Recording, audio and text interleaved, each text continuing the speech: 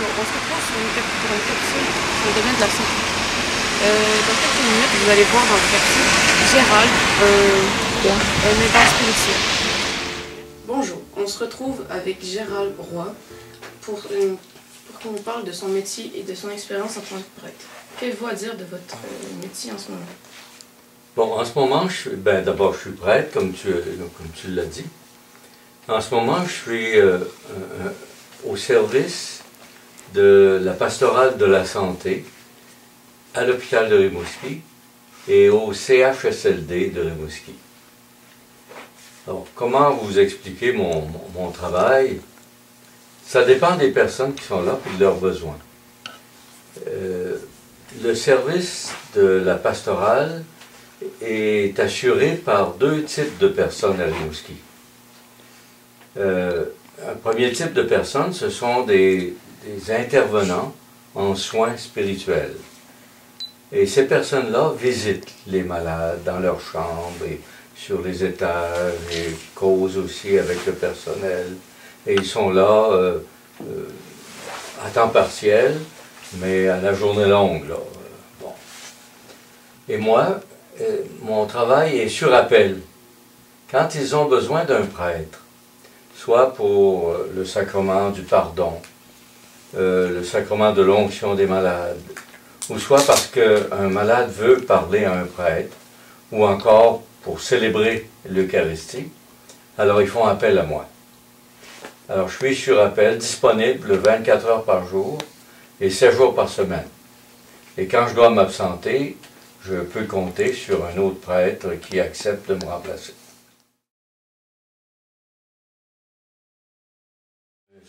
Je n'offre pas un soin infirmier, mais un soin spirituel. Supposons que j'ai affaire à un malade qui est en fin de vie, ou en soins palliatifs, comme on dit dans notre milieu. Alors, c'est un malade qui veut recevoir habituellement l'onction des malades. C'est un malade qui ne peut pas toujours parler facilement, qui par ailleurs entend assez bien. Et alors je le rencontre. Je le rencontre souvent avec la famille aussi, ses proches qui sont là et qui le veillent. Et alors on se présente et là je propose l'onction des malades. L'onction des malades, c'est un des sacrements de l'Église catholique et qui veut être la présence de Jésus dans ce que nous vivons comme êtres humains. Ça commence au baptême, quand on vient au monde, hein, et ça se poursuit tout au long de la vie, selon nos besoins. Il y a ainsi 7 sacrements, mais à la fin de la vie, ou dans la maladie, le Seigneur veut être présent comme il l'était lorsqu'il était en Galilée, en Judée, à Jérusalem, et il circulait d'un village à l'autre, et il guérissait des malades, il écoutait les personnes, il a même relevé les morts. Hein, bon. Alors, c'est un peu ce travail-là que je dois faire, mais pour le monde d'aujourd'hui, et avec mes moyens. Moi, je ne suis pas Jésus, hein, mais j'essaie de représenter Jésus. Alors, l'onction se fait par 2 gestes particuliers, avec de la prière. Le premier geste, je mets la main sur le malade et je fais une prière spéciale. Et ensuite, l'autre geste, je prends de l'huile qui a été consacrée, que l'on appelle de l'huile des infirmes. Et là, je fais une onction, un signe de croix, avec cette huile sur le front du malade. Et encore, là, j'ai une formule, une prière spéciale que je fais. Ensuite, on dit ensemble Notre Père, je vous salue Marie. Et je bénis le malade. Et quand le malade est capable, je peux lui donner l'Eucharistie aussi.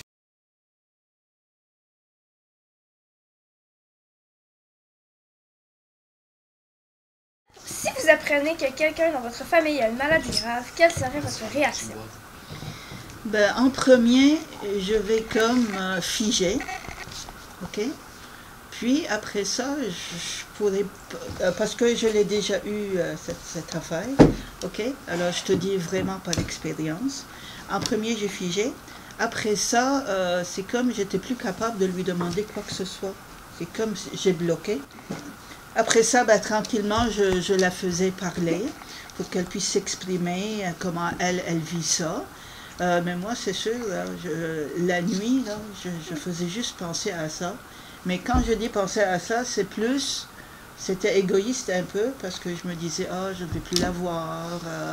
Tu sais, je ne pensais pas vraiment à elle qu'elle va souffrir, ou bien elle va avoir des douleurs, puis elle va mourir peut-être. C'était plus moi, je pensais plus à moi. Et, après ça, j'ai dit non, non, Pauline, il faut bien que tu sois un petit peu plus mature que ça. Là, j'ai dit, bon, le lendemain, je lui ai proposé mon aide, si elle veut quelqu'un pour aller avec elle à l'hôpital, ou bien chez le médecin. Puis, c'est ça. Après ça, avec le temps, ça s'est comme plus diminué comme réaction. Là, c'était comme plus une vie normale. Est-ce que vous pensez que les personnes malades ont les mêmes chances de réussir que nous? Ça, je suis certaine à 100%. Oui. OK? Mais en premier, quand tu dis réussir, quel genre de réussite? Réussir, mettons, à faire un bon métier ou quelque chose comme ça. Oui. Puis, quel genre de maladie? Peu importe ce que c'est. Peu importe ce que c'est. Un handicap. Ils vont réussir dans le défi, ça c'est certain. Là. Si quelqu'un leur donne la chance.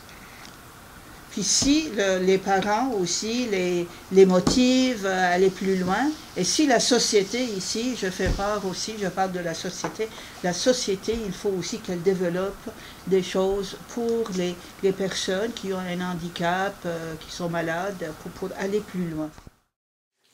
J'aurais une question spéciale. Vous aviez parlé de prières que vous faites pour l'onction des malades. Oui. Eh bien, j'aimerais les entendre. Je ne dois pas être le seul à me poser la question et je me suis dit que ça serait peut-être pertinent. Oui, hein, est-ce que c'est des formules magiques? Hein? Ben oui, secrètes. Bien, en fait, c'est très simple. On commence par faire le signe de la croix, hein, parce que c'est au nom du Christ qu'on est là. Et je fais l'introduction en disant que la paix du Seigneur soit toujours avec toi. Hein? Puis habituellement, je vais donner le nom de la personne, comme Félix, que la paix du Seigneur soit toujours avec toi. Et là, j'introduis un peu, je dis, là, ben, nous allons entendre une parole de Dieu qui nous rappelle que Jésus était proche des malades et qui leur parlait, puis les réconfortait. Puis, entre autres, Jésus a dit, venez à moi, vous tous qui ployez sous le poids du fardeau, et moi je vous procurerai le repos et la paix. Alors c'est avec ce Jésus, ce même Jésus qui est toujours vivant, que je vais vous donner maintenant le signe de la paix qu'il veut vous accorder.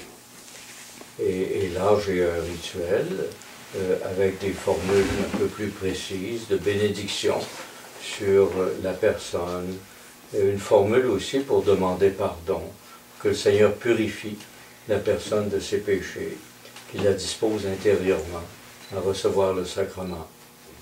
Et après, là, ben, je mets la main sur la tête de la personne et je dirais par exemple Félix, par l'Esprit Saint, que le Seigneur te réconforte et qu'il te guide, et qu'il descende sur toi et qu'il t'accorde selon les besoins que tu as.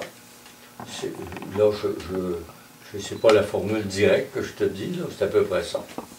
Et puis après ça, après un temps de silence, je prends de l'huile avec le pouce et je te ferai l'onction sur le front en te disant par cette onction sainte que le Seigneur, en sa grande bonté, te réconforte par la grâce de l'Esprit Saint, ainsi t'ayant libéré de tout mal, de tout péché, qu'il te sauve et te relève. Et je termine en disant, la force de Dieu agit dans ta faiblesse.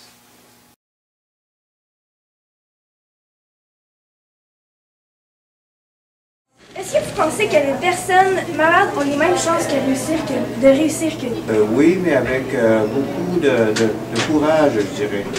Ça prend du courage parce que quand on est malade, on a moins de facilité pour arriver aux choses. Et oui, on peut se réaliser même en étant malade. Là, je vous mets comme une situation. Votre nouveau collègue de travail a le syndrome de Tourette. Quelle est votre réaction? La première, ça va être la tolérance. Deuxièmement, la discrétion, c'est-à-dire de ne pas le traiter comme un malade, puis de courir au-devant de lui pour dire, bon, ben, tu m'énerves, ou tu m'agaces, ou arrête de faire ça, ou tu sais. Oui, et essayer aussi, autant que possible, puis bien sûr, le plus discrètement possible, de l'aider si c'est nécessaire. Si vous apprenez que quelqu'un dans votre famille a une maladie grave, quelle serait votre réaction? Bien, autant que possible, être présent en personne, présent par mes visites, par mon aide, si je peux l'aider d'une façon matérielle, l'aider à tenir maison, à faire son ménage, à transporter, à lui donner de l'argent éventuellement. Bref, de lui être présent, cette personne-là, et de prier pour elle aussi, parce que je crois à la prière. Il y en a une dernière. Est-ce que vous croyez que le gouvernement s'occupe amplement des malades? Je vous dirais oui et non. Oui, le gouvernement s'occupe bien des malades dans le réseau des soins. On a un bon réseau de soins qui est en général gratuit au niveau des CLSC, au niveau des cliniques de famille, au niveau des hôpitaux, au niveau des services généraux, c'est correct. Là où, selon moi, il n'y a pas assez d'investissement, pas assez de services, c'est avant la maladie, c'est en prévention. L'alimentation, la surveillance à distance, le dépistage, l'exercice physique, puis faciliter toutes ces choses-là pour que la personne soit dépistée s'il y a quelque chose bien avant qu'elle tombe malade et qu'elle rentre à l'urgence. C'est un travail à la fois humain. Il faut que je sois très attentif à la personne qui est là, sa maladie, sa capacité d'entendre, ce qu'elle veut me dire. Parfois, les malades veulent me parler de leur vie. Ils ont des choses qui n'ont pas été faciles des fois dans leur vie. Puis ils veulent me parler de ça. Puis ils veulent recevoir le sacrement du pardon pour leur vie. Alors on fait comme une revision de leur vie. Ce qu'ils ont fait de bien, comment ça s'est passé dans leur jeunesse, leur âge adulte, comment ça s'est passé depuis qu'ils sont malades, et puis des fois ils ont des vieilles blessures qu'ils veulent raconter pour se libérer, pour retrouver la paix. Et alors moi je les accompagne là-dedans. Accompagner un malade, c'est un peu comme danser avec quelqu'un. Celui qui accompagne, c'est pas lui qui mène la danse. Il se laisse conduire par la personne malade. Hein? Et alors, il faut beaucoup d'écoute, beaucoup de respect pour la personne, beaucoup d'attention. Et là, on suit le malade, on devine des choses, et là, on leur pose des questions pour les aider à préciser leurs besoins, préciser ce qu'ils veulent dire. Et après ça, ben, on leur offre la paix du Seigneur, hein, et on les encourage aussi, on essaye de les réconforter, de leur faire voir aussi qu'au-delà de la mort, il y a encore la vie.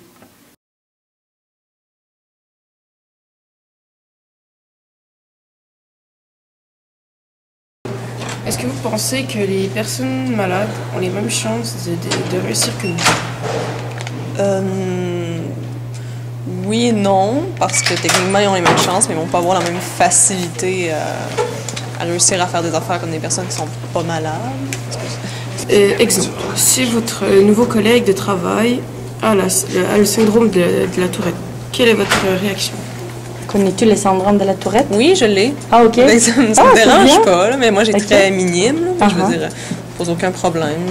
Puis, comment ça marche si tes collègues découvrent que tu as le syndrome? Puis, comment ça, le rapport entre eux et toi? Ben, ça dépend du niveau, parce que c'est sûr que si c'est un niveau assez bas, ça paraît pas. Fait qu'au début, ils vont juste être surpris parce qu'ils s'en doutaient pas. Mais si c'est un niveau assez élevé, c'est sûr que c'est flagrant de base. Mais sinon, la réaction est toujours un peu surprise. C'est sûr qu'il y a quelques questions au début, mais la plupart du temps, ça passe bien, là, je trouve. Est-ce que tu l'as depuis toute petite ou... Moi, depuis 6 ans. OK, à l'école, c'était facile? C'était pire au primaire, mais quand tu grandis, ça devient moins pire. Est-ce que vous croyez que le gouvernement s'occupe amplement des malades? Non. C'est sûr, il y a des services et tout, mais si, mettons, t'es malade, mais pas gravement, mais tu as besoin quand même de consultation, puis tout, à l'hôpital, c'est tellement long avoir un rendez-vous, une consultation avec un médecin, puis t'es sur les listes d'attente pendant des années, puis entre-temps, ta maladie peut s'empirer. Fait que je trouve que c'est pas assez... c'est pas nécessairement la faute des médecins et tout, c'est qu'il n'y a pas assez de services, pas assez de personnel. Là. Sinon, auriez-vous quelques anecdotes à nous conter par rapport à des patients qui vous ont beaucoup marqué? Oui, je peux te dire que quasiment chaque patient nous marque. Parce que chacun a sa personnalité, chacun a son histoire, chacun a sa relation avec Dieu qui est différente. Hein? La tienne est différente de la mienne. Puis, bon, alors, je peux te raconter quelque chose qui n'est pas arrivé ici dernièrement, mais qui est arrivé lorsque j'étais étudiant à Ottawa. J'ai un de mes confrères qui demeurait à Ottawa et qui m'appelle et qui me dit « Écoute, j'ai mon frère qui est à l'hôpital actuellement, qui est atteint du sida et qui se meurt, mais qui... il est presque mort, mais c'est comme s'il ne voulait pas partir. Viendrais-tu le voir? » Alors je dis « Bien sûr, il faut y aller. » Alors je pars et j'y vais, et, je lui donne l'onction, je prie avec lui, et à la fin, je lui dis « N'aie pas peur de retourner vers Dieu, le Seigneur va t'accueillir, les bras ouverts, sois bien en paix », quelque chose comme ça que je lui dis. Et là, je me retourne pour partir, sa mère était là, et elle vient me reconduire, et mon confrère aussi vient de me reconduire à la porte, et ils reviennent à la chambre, et son frère était mort. On est des êtres humains, nous aussi, et on fait partie d'une famille, on a de la parenté qui meurt aussi. Notre relation avec la parenté qui meurt est un petit peu différente, parce que on est touché, notre affection est touchée, on a de la peine de voir cette personne-là partir. Ainsi, dernièrement, j'ai un neveu de 48 ans qui est décédé dans un hôpital de soins palliatifs. Et je suis allé pour lui donner l'onction des malades. Il y avait beaucoup de difficultés à parler. Et bon, quand même, j'ai jasé avec lui. Je l'ai écouté quand même attentivement pour ce qu'il pouvait me dire. Et finalement, même si c'était difficile pour lui de quitter ses enfants, sa femme, il a fini par me dire qu'il acceptait de partir. Et là, tu voyais les larmes couler. Et alors, ça vient nous chercher, tu comprends, hein? Ça nous touche beaucoup. Mais en même temps, notre émotion, notre affectivité va collaborer à la sienne, si tu veux, va lui apporter comme un réconfort. Il va se rendre compte que on a de la peine de le voir partir, qu'on l'aime et qu'on l'accompagne là-dedans et il ne se sentira pas tout seul, tu comprends? Alors, c'est ça. Il faut être humain. Pour faire ce travail-là, il faut être humain. Il ne faut pas avoir peur du malade non plus. Mais pas être dénué de sentiments. Non, pas être dénué de sentiments. Pas avoir peur de la mort non plus. Il faut avoir accepté soi-même de mourir. Pas tout de suite, là. Hein? Mais de mourir un jour. Comment vous réagissez quand des jeunes enfants ou des personnes dans la jeunesse meurent? Oui, elle-même, ça, je trouve ça très difficile. Quand c'est un enfant qui meurt, là, je ne sais pas si ça vient chercher mon sentiment paternaliste, là, mais ça vient vraiment me chercher. Je trouve ça difficile. Ça m'est arrivé de baptiser un enfant à l'hôpital qui allait mourir. Les parents savaient qu'il allait mourir et de le baptiser. d'accueillir la peine des parents, la peine des... Et ce bébé-là avait deux sœurs et ça m'est arrivé là. Et c'est pas facile ça. Quand on est en contact avec la famille qui est au chevet d'un malade qui va mourir après la mort, des fois j'arrive, la mort est à passer là. Hein. Bon, je pense que c'est toujours la même chose. Faut d'abord se présenter, écouter la peine des gens, même favoriser l'expression de la peine des gens sans l'obliger, évidemment. Alors les gens vont pleurer, d'autres sont plus calmes, et tu sens leur peine là, dans leurs yeux, dans leur visage. Et bon, après qu'ils ont dit, moi je fais parler de la personne qui est décédée. Bon, si c'est des enfants de cette personne-là, je leur demande, je leur dis, ben, parlez-moi de votre mère, parlez-moi de votre père. Et là, ils vont raconter qu'est-ce qu'il a fait, les liens qu'ils avaient avec. Et là, tu vois les émotions, un peu l'histoire de la famille hein, qui passe là-dedans. Et après, là, quand j'ai accueilli tout ça, puis qu'ils ont pu s'exprimer, là, je les invite à prier avec moi, tout simplement. Alors, je fais une prière spontanée devant. Je bénis la personne qui est décédée. Et puis, je fais une prière spontanée là, avec les gens. Et on va dire aussi le Notre Père pour que les gens puissent participer. Je vous salue Marie, gloire soit au Père. Je bénis la personne qui est décédée, puis je bénis aussi les personnes présentes. Là. Et habituellement, ça a un effet pacificateur, cette présence-là. Là. C'est pas à cause de moi, c'est à cause de celui que je représente, le Seigneur que je représente. Là. Ouais.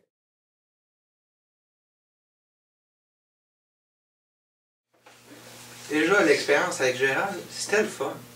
Sérieux, avoir des informations et pouvoir voir comment il a vécu à travers les personnes qui étaient malades ou en fin de vie. C'est quand même assez impressionnant à voir. Sinon, après ça, il y a vraiment voir le point de vue ou l'ouverture des gens par rapport aux maladies. Ça vient donner une autre perspective qui est différente de la nôtre. Qui vient voir comment la société est ouverte aux maladies. Puis juste comment les autres personnes qu'on a interviewées ont répondu, je pense que la plupart du monde sont ouverts aux maladies. Moi, l'impression que j'ai eue de Gérald, c'était vraiment qu'il aimait beaucoup ce qu'il faisait, qu'il était vraiment passionné, puis surtout il connaissait ce qu'il faisait parce que c'est vraiment important. Puis surtout, il avait l'air vraiment empathique envers les personnes. Il était assez sensible par rapport à ces personnes-là, mais pas trop. Fait que c'était vraiment c'est vraiment quelqu'un d'idéal pour faire ce métier-là parce que ça doit vraiment pas être facile. J'ai trouvé que Gérald avait vraiment l'air passionné par ce qu'il faisait et il avait vraiment l'air d'avoir de l'empathie pour les personnes qui l'aidaient sans non plus avoir de remords à cause de... Non, parce que son travail est quand même difficile. Et je trouve ça vraiment pas tant courageux, mais juste bien de faire quelque chose comme ça. Ça doit aider beaucoup de monde. Et en interviewant des personnes, j'ai trouvé ça bien que la plupart des gens étaient ouverts d'esprit et n'avaient pas non plus trop de préjugés. Et j'avais un peu peur de tomber sur des gens qui allaient dire genre que les personnes malades c'est leur problème ou quelque chose, mais on est tombé sur des gens vraiment ouverts d'esprit et je trouve ça bien. Bon ben, toutes les personnes avant moi ont pas mal dit qu'est-ce que je pensais, mais bon, à part ça, j'ai bien aimé la perception de Gérald. Puis je trouve vraiment qu'il fait un métier qui va bien sa personne. Puis toutes les personnes qu'on a rencontrées, j'ai vraiment aimé leur point de vue. Puis en plus, on n'a pas juste vu le point de vue des gens non malades, on a aussi vu la perception des gens, parce qu'on a interviewé une personne qui avait le syndrome de la Tourette. Puis à notre troisième question, elle a répondu un peu différemment, parce que la question c'était comment on allait réagir s'il y avait quelqu'un de tes collègues qui avait le syndrome de la Tourette. Mais elle-même était touchée par ce syndrome-là, alors sa réponse a été un peu différente que si elle n'aurait pas été touchée. Fait que j'ai vraiment aimé la journée.